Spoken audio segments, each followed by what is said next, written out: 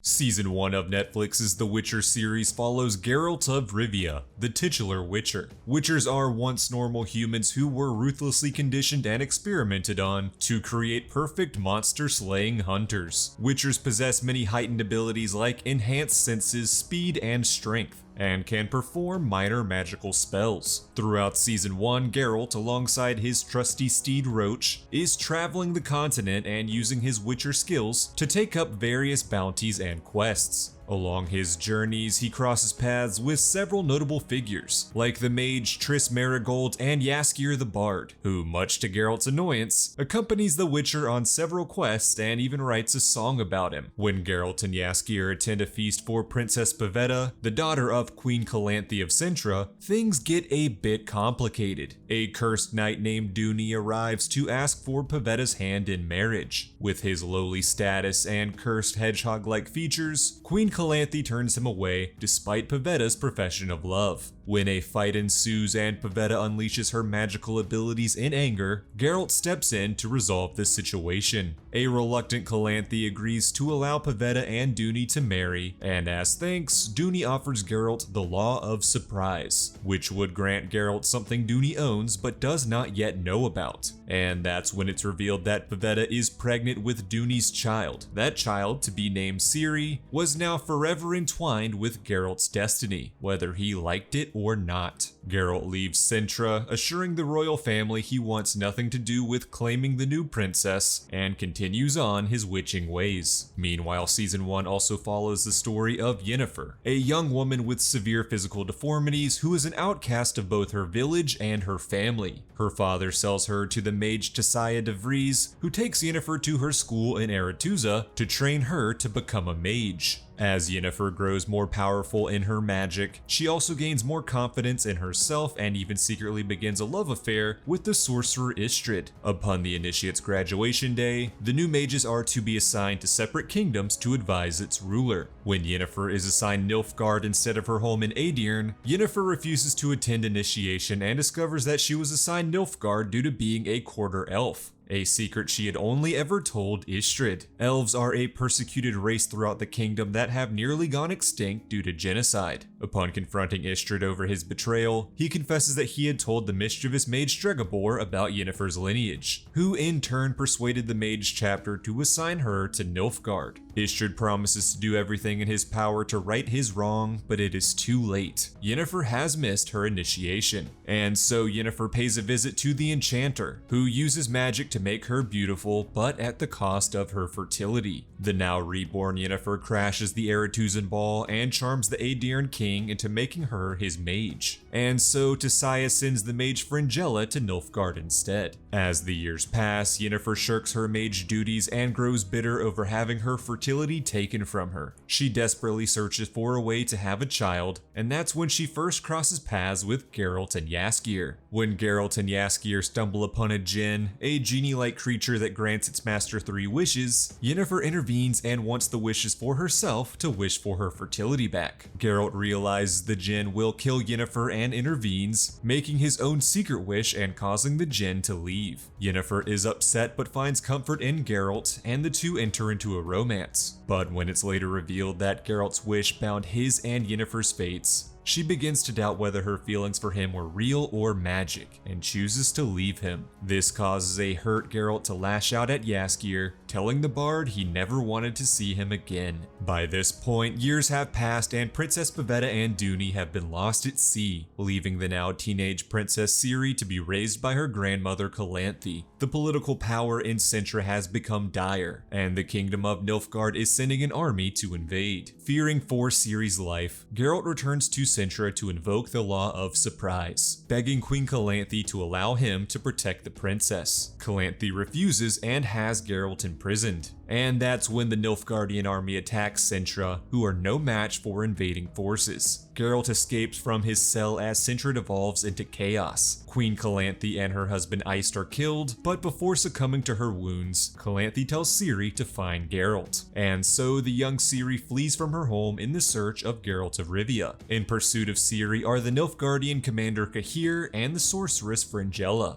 On Ciri's journey, she befriends an elven boy named Dara and the Dryad people of Broccolin Forest. Yennefer returns to Aretuza, where the Mage Brotherhood are holding a vote to determine whether or not they should intervene in Nilfgaard's invasion, fearing that once they capture Cintra, they would move on to all of the other northern kingdoms. Stregobor leads the majority into voting for the Brotherhood to remain neutral, but Yennefer joins a small faction of mages that includes Tissaia, Triss Merigold, and Vilgefortz in traveling to Cintra to push back the Nilfgaardian army. It appears that the mages' attempts to hold off the Nilfgaardian army are futile, and Vilgefortz even reveals himself to be a traitor. But just as all hope seems lost, Yennefer unleashes the full breadth of the chaos magic inside of her, incinerating the invading forces with a giant blast of fire before mysteriously vanishing. With the battle seemingly over, but a war very much beginning, an injured Geralt stumbles through the forest and at long last finds Ciri, their fates finally bringing them together. Now I want to thank this video's sponsor, Skillshare. Skillshare is an online learning community with thousands of classes for creative and curious people, on topics including illustration, design, photography, video, freelancing, and more. As a YouTuber, I've taken countless Skillshare classes to help me better not only my own creative skills in areas like Premiere, Photoshop, and After Effects, but also up my game in marketing and analytics. Some of these classes are even taught by successful YouTubers like Marquez Brownlee, so I know that the skills I learn in those courses come from a proven source. Something that's been super helpful to me as I continue to grow my channel and business are Skillshare's hundreds of career-focused classes. I want to be smart and responsible and build a sustainable career, and Skillshare has helped me learn how to be my own boss as I develop my own style, grow my audience, and build my business. Skillshare also curates lists filled with great classes on whatever topic you're interested in. While searching for a class on creative confidence, I discovered an extremely helpful course by Danielle Creasa that teaches 8 exercises to power your creativity, confidence, and career. And then there's the basic business needs that I needed help with, like self-employment taxes. But with the right Skillshare class, I was filing with ease. So head on over to Skillshare to sign up for a free trial to redefine your work or achieve a new goal this year. The first 1,000 people to sign up using the link in the description will get a 1-month free trial.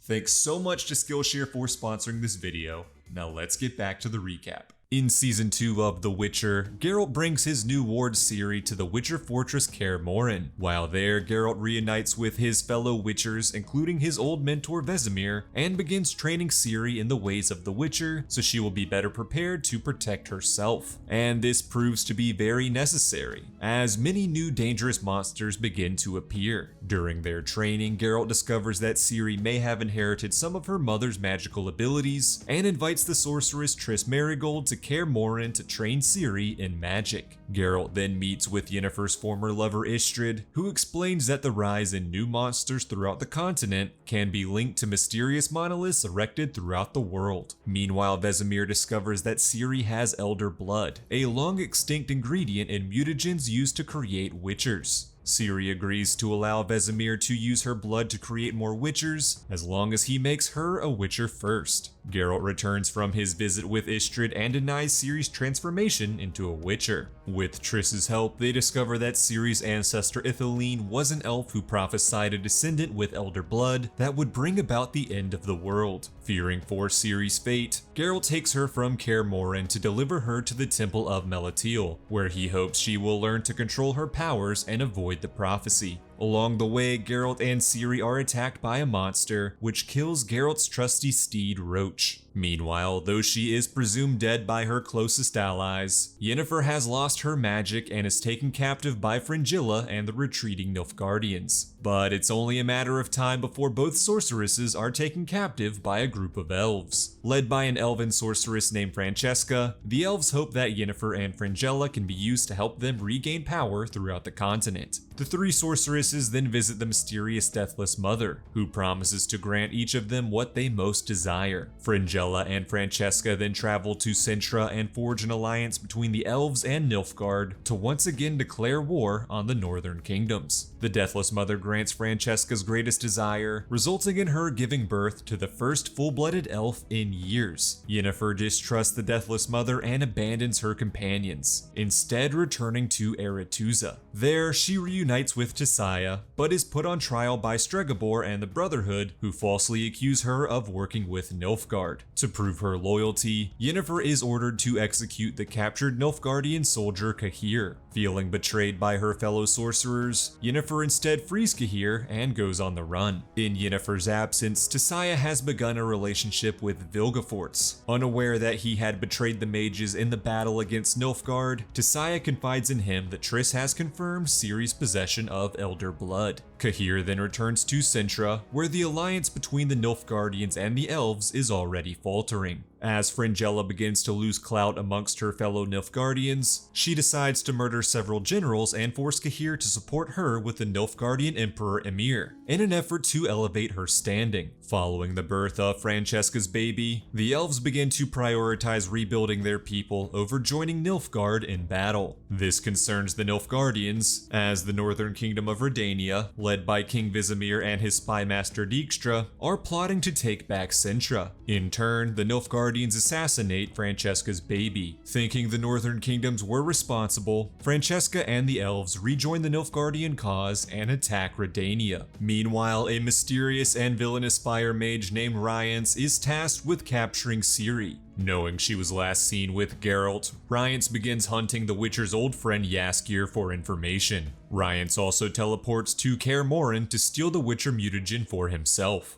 Jaskier gets some help from Yennefer in evading Rience, but the sorceress knows she is of little use without her magic, and so she returns to the Deathless Mother, who reveals that Yennefer can restore her magical abilities by bringing Ciri to a monolith. Yennefer tracks Ciri to the temple, unaware that the child she sought was in the care of her former love Geralt. As the two reunite, Rience arrives and attacks the temple. While Geralt faces off against the fire mage and his men, Yennefer takes Ciri and flees. Geralt is distraught over Yennefer betraying him and taking Ciri, and seeks out Jaskier for help. The Witcher apologizes to his annoying bard friend for his previous cruel behavior, and together they race to stop Yennefer. When Jaskier tells Geralt that Yennefer has lost her magic, the Witcher realizes that she is doing the bidding of the Deathless Mother, an ancient demon known as Voleth-Mare that feeds on pain that the Witchers had imprisoned thousands of years ago. As Yennefer and Ciri travel to the monolith, the women bond, and Yennefer begins to regret using the child just to gain her powers back. As they reach the monolith, Yennefer decides to not betray Ciri, although that's exactly when Geralt arrives to confront his former lover. As Jaskier takes Ciri back to Kaer Morhen, Geralt and Yennefer go to confront Voleth-Mare. Unfortunately, they discover that the demon has fed on Francesca's grief, giving it enough power to escape its imprisonment and possess Ciri. At Kaer Morhen, the possessed Ciri opens a portal and begins summoning monsters from another world. Geralt and Yennefer arrive and join the Witchers in defeating the monsters and saving the fortress. Yennefer, regretting her past misdeeds, agrees to sacrifice herself and save Ciri by becoming the demon's new host. Ciri then uses her powers to transport herself, Geralt, and the possessed Yennefer to Voleth-Mare's homeworld. There, the demon leaves Yennefer and recreates its original body, joining an army known as the Wild Hunt, who seek to harness Ciri's elder blood. Ciri, Geralt, and Yennefer then travel back to Kaer Morhen to escape the Wild Hunt. Yennefer discovers that she has regained her magic and decides to join Geralt in protecting Ciri. But it's not only the Wild Hunt that wants to capture Ciri. The Northern Kingdom wants her dead for being the heir to Cintra's throne. The Brotherhood of Sorcerers want her dead to avert the apocalyptic prophecy. Francesca and the elves want to capture her to ensure the prophecy happens in an act of vengeance against humans. And then there's the Nilfgaardians, whose Emperor Emhyr finally arrives in Cintra. As the season comes to a close, Emhyr is revealed to be Ciri's long-missing father Duny, now a villainous ruler hell-bent on finding his daughter.